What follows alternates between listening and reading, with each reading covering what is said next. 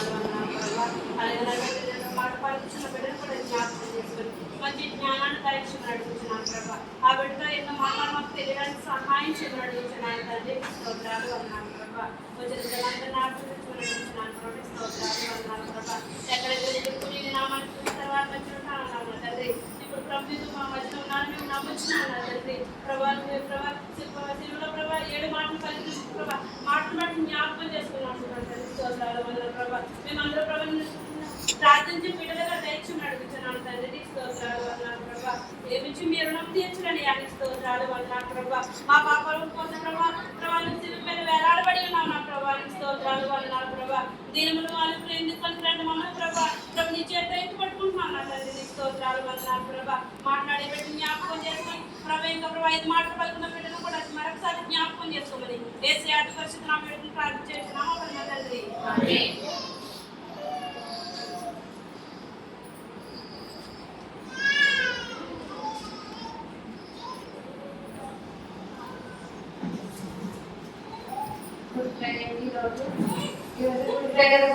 మరి సంపూర్ణ దేవుని మధ్యహంసాన్ని మరి దేవుని మహిమపరచడానికి దేవుడు ప్రభుత్వాడు. అలాగే ఆయన కృపయని రోజును కూడా మన ఈ శరీరంలో మనం నిలబడి వాటిని చెప్పాలంటే తినాలన్నా కానీ ఎంతో కృప తండ్రితోనే కానీ మనకి అది దేవుని చూపుంటేనే సాధ్యమవుతుంది. అలాగే 2027 సంవత్సరంలో ఈ సన్నిధికి వచ్చి వాటిని మళ్ళీ ఇదే ఈ సన్నిధిలో 2026 సంవత్సరంలో లేని వారు కూడా మన మధ్యన ఉన్నారు. వాళ్ళు కూడా మనం ప్రార్థన చేసుకోవాలి. ఎందుకంటే ఉన్నవారిని ఉన్నప్పుడు మనం సంతోషంగా లేని వారు కూడా చాలా మధ్యలో ఒకనాడు సమయం ఉండేవారు కదా మనకి సమయంలో ప్రార్థన చేసుకోవాలి. అలాగే ఈ 2026 సంవత్సరంలో శుక్రవారం ఎన్నో వస్తాయండి 2027 కానీ ఈ శుక్రవారమే మంచి శుక్రవారం శుభ శుక్రవారం మహా శుక్రవారం దేవుడు పిలువబడడానికి కారణం మన యేసుక్రీస్తు ప్రభువారి వల్లే సాధ్యమైంది. అందుకే దీన్ని శుభ శుక్రవారం మంచి శుక్రవారం అని కూడా పిలువబడుతుంది. అది గుడి అంటే మానవాళి పాపాల వరకు మన సిలువకు మన యేసుక్రీస్తు ప్రభువారి లోకానికి వచ్చినారు. మనం చేసిన పాపాలు అంటే మనకు తెలుసో తెలియక చేసిన పాపాలు ఉంటాయి. కానీ దేవుడు ఏమనుకున్నాడు ఏమవుతుంది నా బిడ్డలు నా ఎదురు రావాలంటే నా దేశ కుమారుడు భూమి మీదకి వెళ్ళి నా బిడ్డల కొరకు చనిపోయి రథం చూపించి సిలువేయబడి మరలా నా బిడ్డలు నా దగ్గరికి రావాలంటే వారికి నాకున్న అగాధ తొలుపుకోవాలని మన యెహోవా దేవుడు తన అతిథి కుమారుని ఈ భూమి మీదకి పంపడం జరిగింది. ఆయనే మన ప్రభువైన యేసుక్రీస్తు. ఆయన ఈ భూమి మీదకి వచ్చి మన కొరకు రథం చూపించి సిలువేయబడ్డారు. ఈ రోజున మరి గుడ్ ఫ్రైడేగా పిలువబడింది. ఈ రోజున ప్రపంచవ్యాప్తంగా మొత్తం యావత్ ప్రపంచం మొత్తం ఈ రోజున జరుపుకుంటారంటే గుడ్ ఫ్రైడే. ఎందుకంటే ఆయన చేసిన మేలు కీడు ఈ భూమి మీదకి వచ్చిన తర్వాత ఎన్నైనా మేలు చేసి అన్ని తలుచుకుంటూ ఆయన మనం చేసిన ప్రతి ప్రార్థనలు 40 దినాలు కూడా ఎంతగా దేవుడు కాచి కాపాడి చివరి దినంలో మనం ఉండగా మరి దేవుడు మన కొరకు ప్రాణం పెట్టిన ఆయన స్మరిస్తూ ఆయన ధ్యానిస్తూ మన భక్తితో ప్రార్థన చేసుకుందాం. అలాగే మరి యేసుక్రీస్తు ప్రభువారి సిలువలో మోసినప్పుడు ఆ సిలువు బరువంట కారంగా 150 కేజీలు కొడుకుండేదంట. ఆ సిలువు ఆయన మోసింది 150 కేజీలు బరువుతో ఆయన ఎక్కడి నుండి ఎక్కడి గోల్గొతాన్ని కబాలమని స్థలం ఉన్నప్పుడు ఆయన తీసుకెళ్ళిపోయాడు. అక్కడికి వెళ్ళినప్పుడు ఎంతో బరువుంది ఆయన మోసినప్పుడు ఆయన ఒళ్ళంటే ఎంతో శవానికి మొత్తం రక్తంతో కారుతుందంటే. అలాగే 10,000 గాయాలు పొందారంట ఆయన. 10,000 గాయాలు మన స్కూల్ టీచర్ 2 చేతుల్లో చెప్పలేస్తేనే మన పేరెంట్స్ వెళ్ళి అన్నదన్న వెంటనే ఎందుకు వచ్చారని అడుగుతాం. అలాంటిది మరి 10,000 గాయాలు మన కొడుకు మన తండ్రి యేసుక్రీస్తు మన అందరి వరకు మరి ఆయన గాయపడ్డారంటే అంతరా మరి 10,000 ఒకసారి మనం ఒకసారి గ్రహించుకోవాలి దేవుని ఆలోచన జ్ఞానం బట్టి. అలాగే ఆయన రక్తం ఎంత కాదంటే 6.5 లీటర్ల రక్తం అంట చినిగిపడ్డదంట. మనకు 1 గ్రాము 2 గ్రాములు బ్లడ్ టెస్ట్ చేసినప్పుడు 10 గ్రాములు తీసినప్పుడు అంటే నాకు తీయొద్దంట. అలాంటిది 6.5 లీటర్ల రక్తం అంటే శరీరం నుండి కిందకి పారదోలిపోయింది. అది 10 గంటల వరకు అలా కారుతానే ఉన్నది. ఆయన శరీరం నుండి రక్తం చుట్టూ కారుతానే ఉంది. అలాగే ఇంకా రక్తం 15 గంటలు అయిపోయిన తర్వాత ఆయన కాచినట్టు రక్తం లేకుండా శరీరం మొత్తం ఆయన పాదం నెత్తుడి శ్రీ పాదం వరకు రక్తం మొత్తం కానీ ఇంకా కోట వచ్చినట్టు దేవుడు మన వారికి ఇంత చేసిన మనం ప్రతి సంవత్సరం కూడా ఈ గుడ్ ఫ్రైడే అనేది మనం తెలుసుకుంటాము ధ్యానిస్తాము మనం చేసిన పేరు కూడా తెలుసుకుంటాం కానీ మనం వాటికి పాపం క్షమాపణ ఉందని మార్గం ఇంకా ఉంది సమయం ఇంకా ఉంది కదా నాకు ఉండగా అనుకున్నాను కానీ దేవుడు ఏం చెప్తున్నాడు చెప్తాడు భూకంపాలు అన్ని జరుగుతాయి కానీ నా అంతం అప్పుడే రాదని నటిస్తున్నాడు ఎప్పుడు నాకు నాలుగు దినాలు రాజస్ గారు చెప్తానే ఉన్నాడు భూకంపాలు జరుగుతాయి రాజాలు రాజు మనుషుల మీద ప్రేమ చల్లారిపోతుంది ఎవరి మీద ప్రేమ ఉండదు తల్లి మీద ప్రేమ ఉండదు వాటి మీద ప్రేమ ఉండదు వారి మీద ప్రేమ తల్లిదండ్రుల మీద ప్రేమ ఉండదు ప్రేమ అన్నది దేవుడు ఇచ్చే రాకడికి చల్లారిపోతుంది ఎవరి మీద ప్రేమ ఉండదు యుద్ధాలు కూడా భూకంపాలు కానీ అంతమప్పుడే రాదు నా రాకడప్పుడే రాదు సిద్ధపడాలని దేవుడు హెచ్చరిస్తున్నారు ఎవరి ద్వారా సేవల ద్వారా కానీ ఈ గుడ్ ఫ్రైడే దేవుని మనం ఎప్పుడు ధ్యానించాలి ఎప్పుడు తెలుసుకోవాలి ఈయన ఎందుకు వచ్చారు భూమి మీదకి ఈ రోజు ఏం చేశారు అది ఎప్పుడు అప్పగింపబడ్డారు ఎప్పుడు సిరివేయబడ్డారు ఈ రోజు చనిపోయారు మరలా తీసుకెళ్ళారు మా కొరకు కానీ మేము మా పాపాలు తిరిగి దేవుని దగ్గర మేము కూడా చాలాలి తండ్రి తన అతిథి కుమారుడిని మన భూమి మీద పంపించినప్పుడు మనం కూడా తండ్రి దగ్గరికి వెళ్ళాలని ఆశపడి మనం కూడా ఆశ కలిగి ప్రాణాలు ఉండాలండి సరే వాకింగ్ కదా నేడు నీవు నాతో కూడా పరదేశంలో ఉండువని నిశ్చయంగా నీతో చెప్పుచున్నాను అని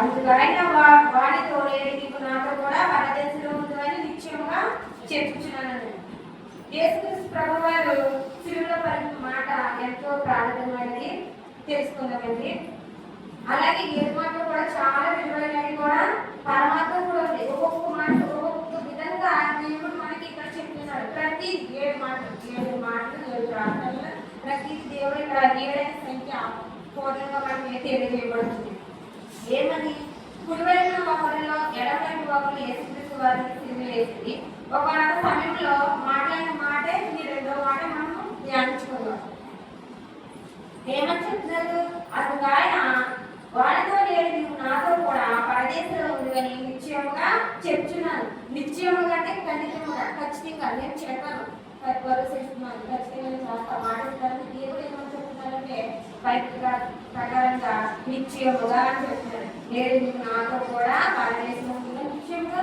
చెప్తున్నాను ఎందుకన్నారు ఎందుకన్నారండి మరి మొదటి మాట ఒకసారి చదువుతారు తండ్రి యేసు తండ్రి మీరేం చేస్తున్నారో మీరు ఎరుగరు కనుక వీరిని క్షమించమని చెప్పారు తండ్రి మీరు ఏం చేస్తున్నారు మీరు ఎరువుడు కనుక వీరిని క్షమించండి అప్పటికే దేవుడు 10,000 గాయాలు పడ్డాడు అలాగే శరీరం మొత్తం చిన్న చేతులు మొత్తం చీలిపోయి రక్తస్రావంతో కారుతుంది ఆయనకి ఓపు కూడా లేదు ఆయన మాట్లాడే ఓపు లేకపోయినా ఇష్టంగా నువ్వు వేసిన అపహాసం చేసిన హింసించిన కొరడాతో కొట్టిన అన్ని చేసినా కూడా దేవుడు మొదటి మాటలు ఏమని చెప్తున్నారు తండ్రితో చెప్తున్నారు యెహోవా దేవుడు ఏమని చెప్తున్నారు తండ్రి మీరు ఏం చేస్తున్నారో మీరు క్షమించండి ఎవరికి చెప్తున్నారు తన తండ్రి ప్రకారం ఈ భూమి మీద కుమారుడు వచ్చాడు ఆ చివరి క్షణంలో ఏమి మాట్లాడుతుంది మొదటి మాటగా దేవుడు కుమారుడు మీరేం చేస్తున్నారు మీరు ఎవరు కనుక అవన్నీ క్షమించడానికి మొదటి మాట చెప్పినప్పుడు ఈ మొదటి మాట ఎవరు విన్నారంటే రెండవ విధంగా విన్నాడనమాట యేసుక్రీస్తు ప్రభువారు ఎడవైపు ఒకరిని కుడివైపు ఒకరిని వేసినప్పుడు మధ్య యేసుక్రీస్తు ప్రభువారిని సిలువేసినప్పుడు ఆ రెండవ విధంగా కుడివైపు విధంగా ఈ మాట విన్నాడు కనుక ఆ మనుషులకి ఏమొచ్చిందంటే అప్పుడు మనసులో ప్రాయశ్చిత్తం పడి అయ్యో ఇంత క్షోభ పెట్టి ఇలా హింసించిన ఇతను మా కొరకు ఏంటి ఇలా ఉన్నాడు ఇంకెంత దీన మనుషుడు స్వార్థ మనుషుడు ఇలా ఉన్నాడు మనకైతే ఇంత మాటలు ఇంత కోపం వస్తుంది అనుకుంటాము కానీ ఇదే తప్పుదమ్ము చేయకపోయినని ఈయన క్షమించుకొని చెప్తున్నారండి అప్పుడు ఈ మొదటి మాట విని యేసుక్రీస్తు ప్రభువారి మొదటి మాట వినినప్పుడు రెండో దాకా వారు తెలుసుకోలేదు అప్పుడు అన్నారు అందుకైన వారితో నేను నీకు నాతో కూడా పరదేశంలో ఉందని నిశ్చయముగా నీతో చెప్తున్నాను అప్పుడు యేసుక్రీస్తు ప్రభువారితో ఈ రెండో దాకా చెప్తున్నారు ఏమని నువ్వు కూడా ప్రభువా నీ రాజ్యంలోకి వచ్చినప్పుడు నన్ను జ్ఞాపకం చేసుకో అయిపోయింది, అక్కడ అయిపోయింది. సిలివేశారు ఇద్దరిని, చెరుకు పక్క సిలివేశారు, మధ్యని సిలివేసిన తర్వాత చనిపోతాడని తెలుసు. రెండో దానికి తెలుసు, మొదటి దానికి తెలుసు. చనిపోతాడన్నప్పుడు కూడా ఈ ఎడం పక్కన ఉన్న దానికి ఏంటి బాగా అహంకారంతోనే ఉన్నాడు. నెక్స్ట్ ఏంటంటే చనిపోతాడన్న ఆ భయం కూడా అతనిలో, ప్రాయశ్చిత్తం కూడా లేదు. రెండో దానిలో ఏమనుంది, నేను చనిపోతాను, ఇచ్చే వృక్షంలో కూడా నేను మారాలి, హార్మోన్స్ పొందాలి, మీకు బ్రతికే అవకాశం కూడా నాకు లేదు.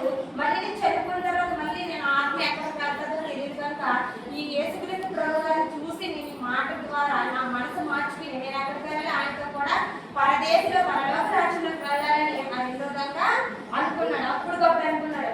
కానీ రెండో విధంగా బాప్తిసం పొందలేదు. మనం బాప్తిసం పొందుతాము, ప్రతి ఆధారం ఫలాలను తీసుకుంటాము, కానీ మనకి మనిషి అన్నది మన ఎవరికి లేదండి. అలాగే ఈ రెండో విధంగా బాప్తిసం పొందకుండా పరలోక రాజ్యానికి వెళ్ళాడు కనుక ఆయన ఎక్కడ ఉన్నారంటే దేవునితో పాటు పరదేశంలో ఉన్నారు. ఆయన రెండో విధంగా ఖచ్చితంగా, ఎందుకంటే దేవుడు ఇక్కడ మాట ఖచ్చితంగా నిత్యం కనుక నాతో కూడా పరదేశంలో ఉంది, అక్కడ లోపల ఏమీ లేదు, ఖచ్చితంగా ఉంటారు అని అక్కడ దేవుడు భరోసాకి మాట రెండో విధంగా ఇచ్చేసాడు అనమాట. అలాగే నీతో నిజంగా చెప్పుతున్నాను, నేను నాతో స్వర్గంలో ఉండేవాడి ఇది ఖచ్చితంగా వాటి లోపల ఇచ్చిన భరోసా మాట్లాడతాను దేవుడు. అలాగే యెషయా రాసిన పత్రిక 55:5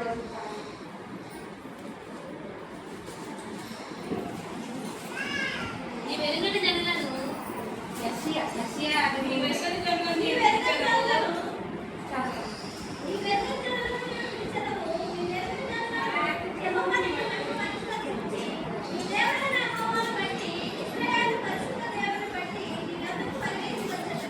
అర్జునుడు మన పాపాలు మన అతిక్రమములను బట్టి అతడు గాయపరచబడెను, మన దోషములను బట్టి నలుగగొట్టబడెను. ఇక్కడ ఏమంటే యెషయా గ్రంథం 55 పాపాల భారం, ఆయన పాప భారాన్ని వేసి తలపై పెట్టుకున్నాడు. మన పాప భారాన్ని ఆయన తలపై పెట్టి రాలిపడి ఆయన త్యాగం ఎంతో గొప్పది, విలువైనది. ఆయన త్యాగానికి ఎంత ఇచ్చినా మనం ఇల్లు కట్టలేము, ఆయనకి రూపాయి ఉండలేము. ఆయన శాంతి ఇచ్చినవాడు, మన అందరికీ శాంతి ఇచ్చి ఆయన ఎక్కడికి వెళ్ళిపోయారు, పరదేశం వెళ్ళిపోయారు. మన వరకు వచ్చి చనిపోయి 3 దినాలు సమాధిలో ఉండి మరలా తిరిగి లేచి స్వదేశానికి వెళ్ళారు. ఆయన గాయంలో మన స్వస్థాగి ఉన్నది, ప్రేమతో చేసిన గొప్ప త్యాగం అంటే ఎంతో గొప్ప త్యాగం. అలాగే 1 తిమోతి 1:15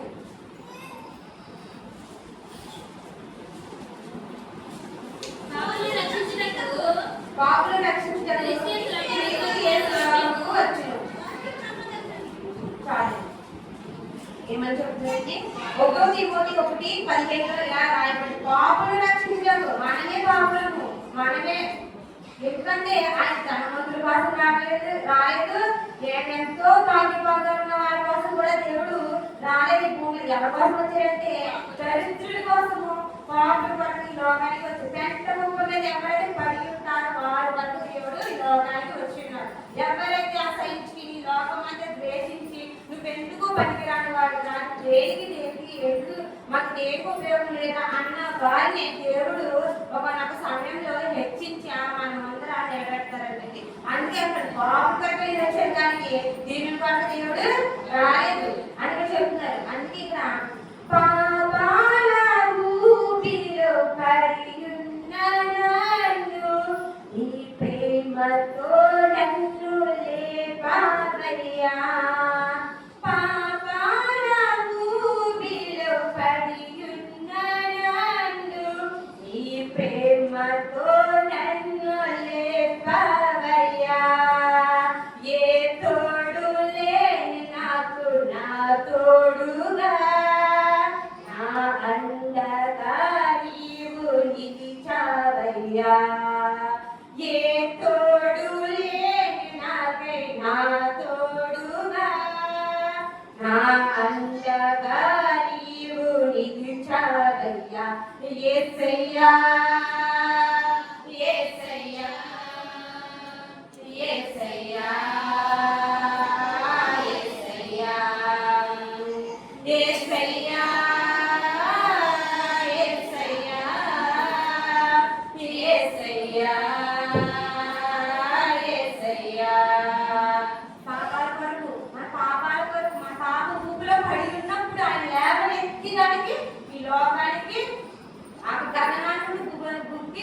రక్షించాడు. ఆయన మన యేసుక్రీస్తు మనం ఎప్పుడు మర్చిపోకూడదు. మన హృదయంలో వాక్యం ఉండాలి. ఆయన చేసిన క్రియలు సూచిక్రియలు అన్నట్టు మనం మర్చిపోకూడదు. మనిషి అనేవాడు ప్రతి ఒక్కరికి కోపం వస్తుంది. కోపం రాని వారు ఎవరు ఉండరు. సహజంగా మానవుడికి కోపం వస్తుంది. మన దేవాది దేవుడు క్షణం కోపడుతుందంటే ఎన్నో యుగాలు పడుతుంది మన మీద దోషం తీయడానికి. మన ప్రభు యేసుక్రీస్తు ఒక నిమిషం మన మీద కోపపడితే ఎన్నో యుగాలు క్షణాలు పడుతుంది. మనకి ఒక నిమిషం ఎంతో కోపం వచ్చారు. దేవుడికి కోపం వచ్చింది ఒక సమయంలో. మనం కూడా మానవమూర్తులను మానవాళ్ళు పుట్టినవారు, మనిషి వల్ల పాపం వల్ల పుట్టినవారు కనుక మనకు కూడా కోపం వస్తుంది. అలాంటప్పుడు కూడా దేవుడు ఏమంటాడంటే నువ్వు అన్ని పక్కన పెట్టి నీకు నీ ఆత్మను రక్షించుకో, నీ పూలకు సంబంధించి విడిచిపెట్టు, లోకానుసారమని ఒకనొక సమయంలో వాక్యం చెప్తున్నాను. ఇక్కడ ఈ బైబిల్ కూడా నేను చనిపోతున్నానంటే రాదని నాకు తెలుసు. మనం చనిపోతున్నానంటే ఎవరు వస్తారు, ఎవరు వెళ్ళిపోతారో నాకు తెలియదు. ఈ బైబిల్ ఎవరు తీసుకుంటారో కూడా నాకైతే తెలియదు. ఎందుకంటే రోజులు గడుచుకున్నాయి తప్ప తిరిగి మళ్ళీ వెనక్కి అన్నది రాదు. మన వయసు అన్నది వెనక్కి ఎక్కడికి వెళ్తారు తప్ప వెనక్కి అంటే రాదు. ఒక్కొక్క రోజు ఒక్కొక్క సమయం ఒక్కొక్క నెల 6 నెలలు కానీ సంవత్సరం కానీ అన్ని వెనక్కి వెళ్ళిపోతుంది. అంటే మనం మరణానికి సమీపంగా ఉన్నామని మనం అందరూ తెలుసుకోవాలి. ఇంకా మరణం ఇంకా ఉందలే, నేను హృదయాత్మ వస్తానులే, నేను ఇంకా ఉంటున్నాను కదా, నాకు ఇంకా సమయం ఉందని మనం అనుకోకూడదు. ఏ సమయం ఏ గది ఎలా ఉంటుందో చావు అన్నది ఎవరిని తప్పించలేము. అది ఒక మన దేవుని వాసంలో ఉంది కనుక మన పరలోక రాజ్యం కూడా వెళ్ళాలన్నా దేవుని వాసంలోనే ఉంది. ఇక్కడ దేవుడు ఏం చెప్తున్నాడు, పాపాలను రక్షించడం క్రీస్తు లోకంకు వచ్చును అది రాయబడిన ప్రకారం ఆయన శిలువలో ఒక పాపిని రక్షించని, పాపిని రక్షించి పాప క్షమాపణ దయచేసి. ఎవరికి క్షమాపణ దయచేశారంటే మన రెండోకి క్షమాపణ దయచేశారండి. అలాగే రక్షించిన దాన్ని రక్షించడము మనుషు కుమారుడు వచ్చుట మాట ఎంత వాస్తవమో అలాగే ఏ రోజు రక్షించగా ఆ రక్షించడం కాదని అంతగా మారు మనసు పొందిన ప్రభు కోరుకుంటున్నాడు. ఆయన ఎద్దకు వచ్చి వారిని ఆయన ఎంత మాత్రం త్రోసివేయడు. తను నమ్ముకున్న వారి రక్షణ ఖచ్చితంగా ఉంటది. ఎవరైతే దేవుడు నమ్ముతారో ఖచ్చితంగా దేవుడు మనస్ఫూర్తిగా ఉన్నావు తండ్రి, నేను చనిపోతాను నా ఎద్దకు వాస్తవాలను ఖచ్చితంగా దొంగకి ఎలాగ భరోసించాడు ఖచ్చితంగా అలాగే మనం దేవుడికి నా ఆత్మ ఇప్పుడు వాస్తవం తండ్రి అని ఖచ్చితమైనది. దేవుడికి మనకు ఒక సంభాషణ అనేది ప్రార్థనలో మన మన గదిలో కానీ మన గదిలో ఏమంటే ప్రార్థన లేదు. మనుషులు ఏదైతే ప్రార్థన ఎక్కడ చేసినాడు కదా, మన తండ్రికి ప్రార్థన ఎక్కడ మన ఇంటి గదిలో ఉండాలి. అది ఎవరికి తెలియాలి, మనం ఏంటో మన ప్రభుకి తెలియాలి. మనుషులకి పై రూపం చూడాలి, ఉదయం అన్నది ఎవరికి తెలియదు. నేను ఏమంటుందో ఎవరు గ్రహించలేదు, కానీ మన ప్రభు ఏ ప్రభు వారు గ్రహిస్తారు. అందుకని ఏమంటారంటే ఖచ్చితంగా ఉండాలి. నా దగ్గర రావాలంటే దేవుడికి మనకు ఒక సంభాషణ ఉంటుంది. ఆ దొంగ మాట్లాడి ఇది న్యాయమే, మనం చేసిన వాడికి తగిన పాటు పోతున్నాం. కానీ ఏ పరిశుద్ధుడు దీనికి ఈ శిక్ష చేస్తున్నానని అద్భుతంగా అనుకోబడండి. అందుకని మనం కూడా మార్పు పొంది బలికి నరకం నుండి తప్పించుకోవాలని నిత్య జీవముకి వారసులంగా అవ్వాలని నేను కోరుకుంటున్నానండి. అలాగే ఒక చిన్న మాట, దేవుడి శిలువ మీద ఒక అయ్యన్నారనే పాఠం ఉంటుంది. దానికి అర్థము ఏంటంటే యోహాను సువార్త 19 ఒకసారి 16 నుండి 20 దాకా చదవండి. అప్పుడు సిలువ వేయడమే అక్కడ ఆయన వారికి అప్పగించారు. వారు యేసుని తీసుకుని పోయి ఆయన తన సిలువ పోసి సభాషణకి చోటికి వెళ్ళి ఎట్టి భాషలో దానికి గోడవడానికి అక్కడ ఈ వైపు వాగని ఆ వైపు వాగని మధ్యని వేసి ఉంచి ఆయనతో వయసుని సిలువ వేసి ఇక్కడ చూడండి. మరియు పిలాతు యూదుల రాజు అయిన నజరేయుడగు యేసు ఆయనపై రాజు మీద రాయించి సిలువ మీద పెట్టించును. యేసు సిలువ వేయబడిన స్థలము పట్టణములకు సమీపమై ఉండును. అది హెబ్రీ, గ్రీకు, రోమా భాషలో రాయబడింది కనుక యూదులకు అప్పుడు సిలువ వేయబడే ప్రజలకు అప్పగించును. ఎక్కడ అప్పగించారండి? గోల్కొండని స్థలంలో అప్పగించిన అక్కడ కొండని అపారమైన స్థలం చోటికి దేవుడు తీసుకుపోయారు. తీసుకుపోయినప్పుడు అక్కడ హెబ్రీ భాషలో ఏమని పేరు పెట్టారంటే గోల్గోతా అని పేరు పెట్టారంట. దానికి ఆ స్థలానికి సిలువ వేసిన స్థలానికి గోల్గోతా అని పేరు ఎబ్రి భాషలో తర్జుమా చేయబడింది అనమాట. అయితే అక్కడ ఈ బైబిల్ ఒకటి ఆ బైబిల్ ఒకటి మధ్య యేసు గురించి ఆయన ఇక్కడ కూడా రాయబడింది. ఎడపక్కని కుడిపక్కని మధ్యలో యేసు సిలువేయబడింది కనుక ఇక్కడ రాయబడింది. ఏమని మళ్ళీ యేసు సిలువేయబడిన స్థలము మరియు యూదుల రాజైన నజరేయుడైన యేసు అని పైకి విలాసం మీద రాయించి సిలువ మీద పెట్టించును. ఇక్కడ రాయించారు. ఎవరు రాయించారు? ఒక అధికారి, ఒక ప్రధాని, ఒక అధికారి. అప్పుడు ఎలాగంటే యూదులు, శాస్త్రులు, పెద్దలు అందరూ అన్నమాట. సదాధిపతులు అందరూ ఎవరు అధికారులు ఉన్న వారు ఉపయోగం 70 టీఏ ఇంకా మంత్రి అన్ని మనకి ఇప్పుడు మన రాజ్య ప్రభుత్వం అనేది గవర్నమెంట్ అనేది అప్పుడు ఏంటంటే ఒక రాజ్యం మీద వీళ్ళందరూ న్యాయాధిపతులు, సర్వాధిపతులు, శాస్త్రులు, పెద్దలు, అధికారులు వీళ్ళందరూ ఎవరు? వీళ్ళందరూ అధికారులు. వీళ్ళందరూ అనమాట పిలాతి అందరి మీద పెద్ద అధికారి అనమాట. పెద్ద అధికారి ఏమని చెప్తారు? మరి పిలాతి యూదుల రాసిన చేయడానికి యేసు వాళ్ళు పై విలాసం మీద రాసిన మీద పెట్టించారు. అందరూ పెట్టించారంట. అయ్యన్నారు ఆయన పిలాతి దగ్గరికి వచ్చినప్పుడు మీకు యూదులు రాజువేనా అని పిలాతి అడిగినప్పుడు ఆయన ఏమన్నారు? అవునండి అని ఎవరన్నారు? యేసు అన్నారు. ఏమని? మీరు రాజు అంటే కదా, ప్రభు అంటే కదా, మీరు చేసుకుంటే ప్రతి దానికి ఏమంటే సమాధానం బదిలించారంటే అవును అవునని చెప్పారు కదా. అవును నేను యూదుల రాజునైనా ఎక్కడ తన కంటంతో తన గొంతులు ఎక్కడ చెప్పలేదన్నా యూదుల రాజు నువ్వేనంట కదా అని అధికారి అడిగినప్పుడు అన్నట్టే మీరు అన్నట్టే అక్కడ చెప్తున్నారు. ఇక్కడ కూడా ఏమని చెప్తున్నారు? పిలాతు లాస్ట్ టైం చనిపోయిన తర్వాత యూదుల రాజు అని అంగీకరించారు. అక్కడ అంగీకరించారు కనుక అయ్యనారని పెట్టారు. ఏమని పెట్టారు? మరి పిలాతు యూదుల రాజు నజరేయుడైన యేసు అని పై విలాసం మీద రాయించారు. అవును యూదుల రాజు ఆయనే, నజరేయుడైన యేసు ఆయన. యూదుల రాజైనా నజరేయుడైన యేసు అని పేరు విలాసం మీద రాయించారు. అది ఇప్పటికి ఎప్పటికీ తరతరాలు మన చరిత్ర మన బిడ్డలు యుగాలు వచ్చేంత వరకు ఆ విలాసం మీద ఎప్పుడు అయ్యన్నారని కొటేషన్ బట్టి అట్లాగే ఉంటుంది అనమాట. అన్నదే అవుతుందన్నమాట. దేవుడు ఇక్కడ ఏమని చెప్తుంది? పెట్టించిన యేసు సిలువేయబడిన స్థలం పట్టణకు సమీపమైనది. అది ఎబ్రి, గ్రీకు, రోమా భాషలో రాయబడి ఉన్నది. ఇది 3 భాషల్లో తర్జుమా చేయబడినట. ఏమేమి భాషలు? ఎబ్రి, గ్రీకు, రోమా.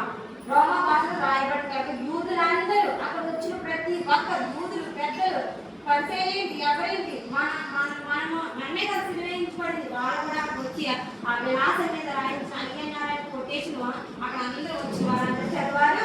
ఇప్పుడు మనం కూడా చదువుతున్నాం. మన తరాలు కూడా ఇది చదువుతారు. ఇక్కడ నిలబడి చదువుతారు. అలాగే ఇక్కడ ఏమని చెప్తున్నారంటే ఇంకా దొంగ వచ్చిన మార్పు నుండి మనం 3 విషయాలు వేసుకుని ముగుస్తానండి. దొంగ ఏమనుకుంటాడంటే దేవుడికి భయపడుతున్నాడు. ఏమని? దేవుడికి భయపడుతున్నాడు. మనం దేవుడికి భయపడాలి. రెండో విషయం ఏంటంటే తన తప్పు తెలుసుకుని ప్రాయచిత్తం పడ్డాడు. అంటే అతను నార్మల్స్ పొందాడు అనమాట. మనం కూడా ప్రాయచిత్తం పడాలని దేవుడు హెచ్చరిస్తున్నాడు. అలాగే దొంగ యేసును రక్షకుడిగా భావించాడు. ఆయన మనం కూడా సొంత రక్షకుడిగా మనం అంగీకరించాలని దేవుడు తెలియజేస్తున్నాడు. అలాగే దేవుడు వచ్చినప్పుడు వస్తాడు అనే నమ్మకం అంతకు ముందు కనుక దేవుడు ఏమని చెప్పాడు?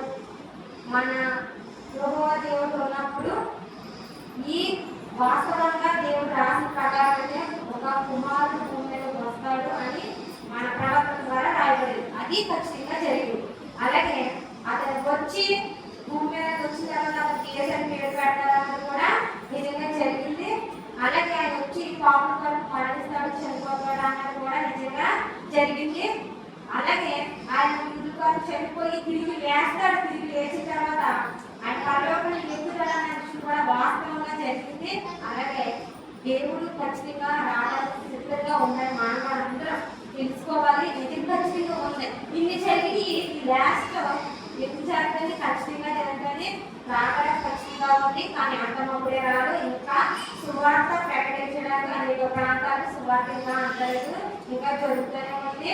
అనేక మంది దేవుడు అంటే తెలుగు, బైబిల్ అంటే తెలుగు. అసలు యేసుక్రీస్తు ప్రభువారంటే కూడా తెలియని ప్రజలు ఉన్నారు. గిరిజనులు ఉన్నారు. కొండ ప్రదేశాలు చాలా మంది ఉన్నారు. వాళ్ళందరికీ కొంతమంది సేవకులు అటు ప్రదేశానికి వెళ్ళి సువార్త ప్రకటిస్తున్నారు. వాళ్ళు కూడా రక్షణ పొందాలి. అందుకే అంతవరకు ఈ యొక్క భూములు కొన్ని జరుగుతూనే ఉన్నాయి.